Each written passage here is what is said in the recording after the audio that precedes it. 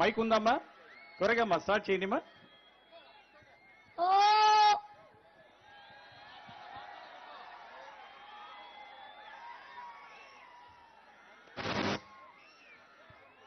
Start చేయండి అమ్మా, త్వరగా త్వరగా. హలో,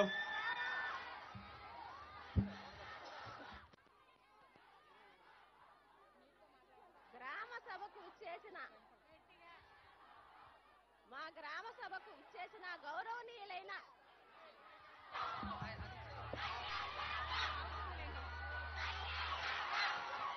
నిశ్శబ్దంగా ఉండాలి, నిశ్శబ్దంగా ఉండాలి.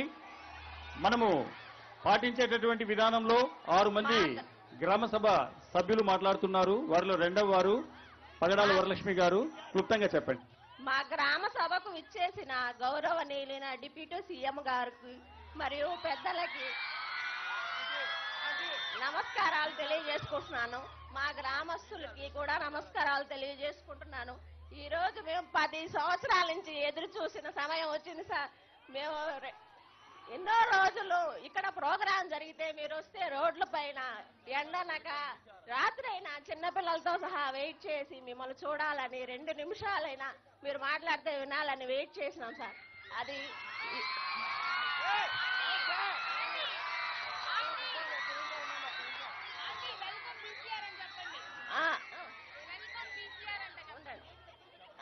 ఉండండి ఒక నిమిషం సార్. మేము నిజంగా సంకల్ప బలం ఉంటే అది మీ దాకా చేరతాది అనేది ఇప్పుడు జరిగింది సార్.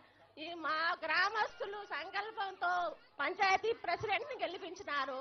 మా నియోజకవర్గానికి మీరు ఇచ్చిన ఎమ్మెల్యేని గెలిపించినారు. కాబట్టి మేము ఎంతో ఈ గ్రామస్తులు అదృష్టవంతులంగా ఫీల్ అవుతున్నాము సార్ మీరు వచ్చినందుకు.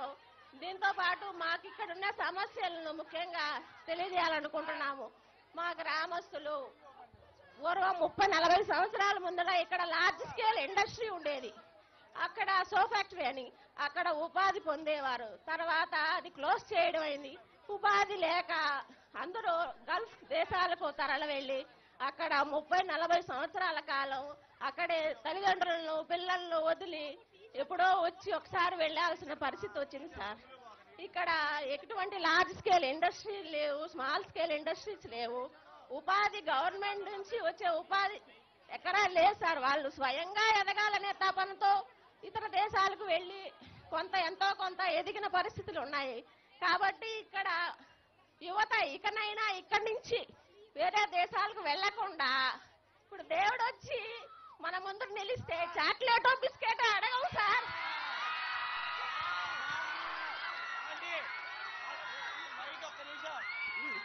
సార్